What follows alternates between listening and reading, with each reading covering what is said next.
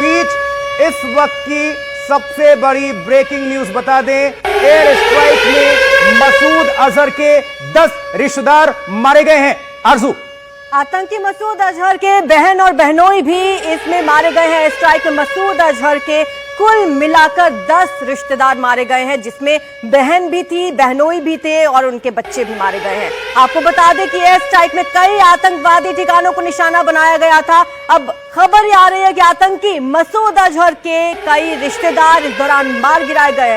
10 रिश्तेदार मारे गए हैं। बिल्कुल, ये बहुत बड़ी खबर है, बिग ब्रेकिंग। आतंकी मसूद अजहर, इंपॉर्टेंट ये है, देखिए जरा आपको हम ये बड़ी ब्रेकिंग न्यूज, बिग ब्रेकिंग ये होनी भी चाहिए, क्योंकि मसूद अजहर सभी जानते हैं कई सारे मामलों में आतंक को निभाने में इसकी भूमिका रही है और इसी के लोग मारे गए हैं।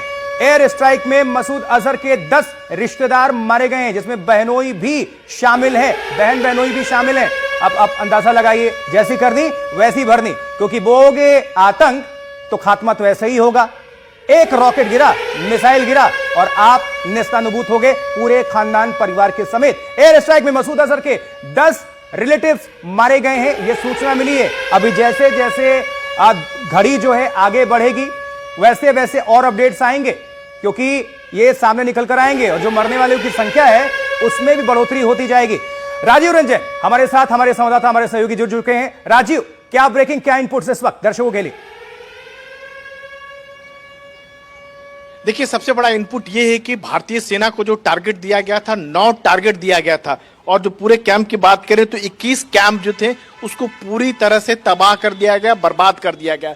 यानी उन आतंकियों सबक सिखाया गया है जो भारत विरोधी गतिविधियों में लगे रहते हैं। अगर बात कीजिएगा कैंप की बात कीजिएगा, सवाई नाला कैंप है, सैयद ए बिलाल कैंप है, मस्कर ए अस्का कैंप है, चेलाबंदी कैंप है, अब्दुल्ला बिन साला, यानी इसको कह सकते हैं कि पीओके से लेकर पाकिस्तान तक जो जो आतंकी कैंप थे, जो भारत विरोधी गतिविधियों में शामिल रहे, उनको साफ तौर पर मैसेज दिया गया है।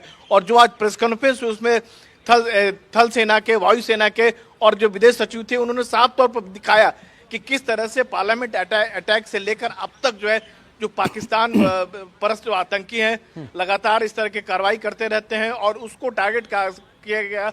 और साफ तौर पर यह कहा गया कि अब और नहीं, यानी अब और आतंकी घटना बर्दाश्त नहीं की जाएगी। पाकिस्तान जो आतंक के कारखाने चला रहा है वो सीधे तौर पर बंद करे। साथ में एक हिदायत भी दी गई, अगर पाकिस्तान फिर से कोई हरकत करता है, मिस एडवेंचर करता है, तो उसको करारा जवाब दिया जाएगा।